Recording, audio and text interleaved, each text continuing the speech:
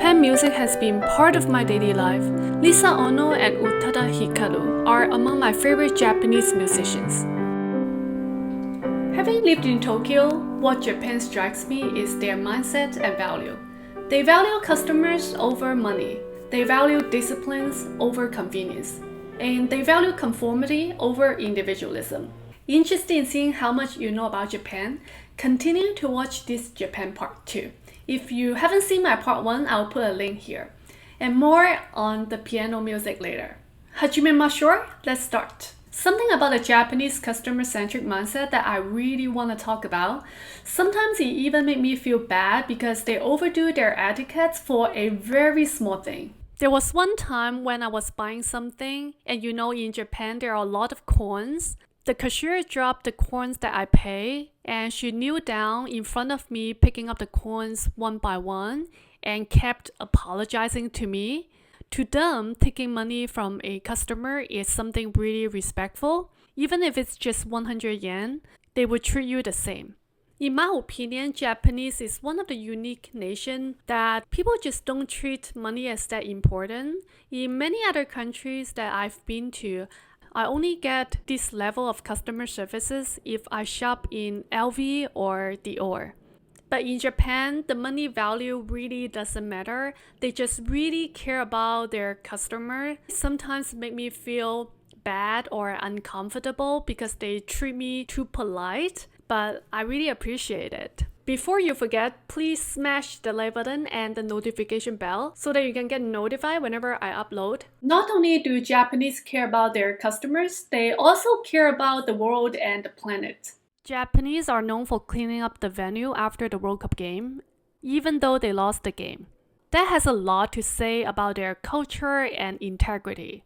What I found was that the trash collection in Japan only comes once a week in most of the residential buildings. The apartments in Tokyo are very, very small.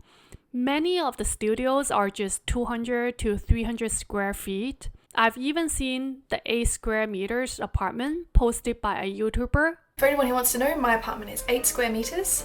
I can touch both walls. So right now I'm touching both walls. So if you miss that trash day, then you will have to keep your trash in your small home for another week. It's pretty smelly, so people always have to remind putting up the trash on that one day. Many people know both Japan and Singapore are very clean, but they are very, very different. So in Japan, it's not so easy to find a trash can. So if I had a trash, I may have to put the trash in my pocket for the whole day, just walking around outside and still not able to find a trash can the whole day. But in Singapore, I found the trash can is actually quite accessible. And you may ask, why such a developed country doesn't even have a trash can? There was a historical event of subway sarin gas attacks in 1995, where the chemical sarin was wrapped in waste for them to launch the attacks. And following the incidents, Japan removed all the trash cans and forced everyone to adopt the waste disposal disciplines. And this has been very effective. You can see how disciplined they are. Speaking of mindsets and values, we should talk about language. Because language is a very important means of human communication. And communication means impacts how people think and value. If you say Kanji in China is difficult and meaningful, then I think Kanji in Japan is just another level. Over the past decades, China has developed a lot, and the Kanji in China also developed a lot.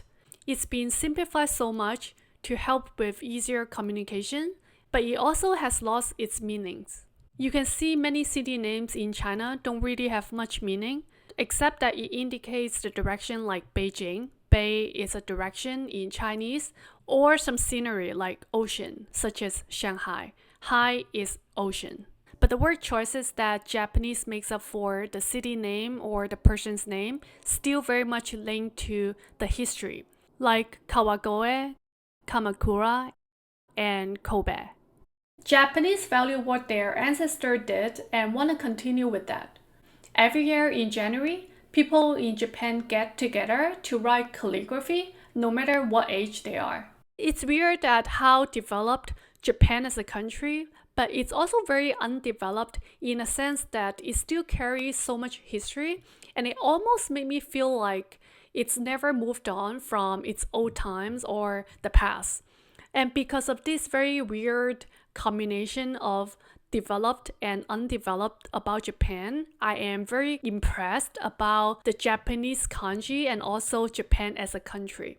Another thing you see everywhere in Japan is their dessert. In Japanese, it's called Wagashi. Wagashi was created in Kyoto, the cultural and historical center of Japan, to complement the tea in the practice of tea ceremony, so that the tea's bitter taste is balanced by something sweet. Traditionally, the names and designs of Wagashi were inspired by poetry, artwork, and nature.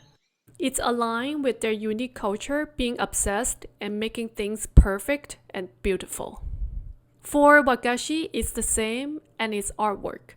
Since the tea ceremony is very much appreciated in Japan, the job as a Wagashi maker is also highly valued. For many girls, being a Wagashi maker or baker is their dream job growing up. Their desserts and snacks are full of choices and of course very pretty too. I love their Wagashi and I always bought a lot of them whenever I went back. Working culture is very unique too. If you are Japanese, you are expected to stay in the office until late. 100 hours of overtime a month here isn't unusual. But the average Japanese worker is only 2/3 as productive as the average American. Then after work, you would go out to izakaya for drinking. But if you are a foreigner, then your manager may not have the same expectation on you and usually leave office earlier than the locals. But the funny thing in Japan is that since the husband is the one who provides all the financial support to the family, so if he comes home early, then the wife would think he may not be successful. Why would he come back so early if he has a lot of work to do? Compared to, say, in the Indian family household, according to my Indian friends, if you don't come back home before 7 p.m. as a husband, then you may not even get dinner from the wife. And another related topic, when I go out for afternoon tea or restaurant, if it's during the day, you only see all women in the cafe or restaurant because their husbands are all working. Whenever I saw a really nice car driving by, I was always curious to see who was driving the car. And it always turned out to be a lady instead of a guy. So in Japan, a lot of the household, the husband would give a nicer car to the wife and they would take an older car or they just sit inside the car. Previously, I talked about being a wagashi maker is their dream job for women in Japan. Besides that, actually being a housewife is their desirable job. There was a poll survey in Tokyo. 1 out of the 3 women wants to be housewife when they get married. So why so many women want to be housewives in Japan? Because again, the long working hours in Japan makes it very hard for women to balance the work and home at the same time. Normal working day in Japan can easily be 13 to 15 hours a day. It's just something that a married woman find it really hard to keep up with. So women in Japan still rather choose to be housewives rather than deal with stressful workday. Depends on how you look at it. If you like this kind of lifestyle, then Japanese women are living in a dream life. But if you look for something different, then this may not be a fit for you. Thanks for watching my Japan part 2. Now it's your turn. How's your experience with Japan? I love to hear about them.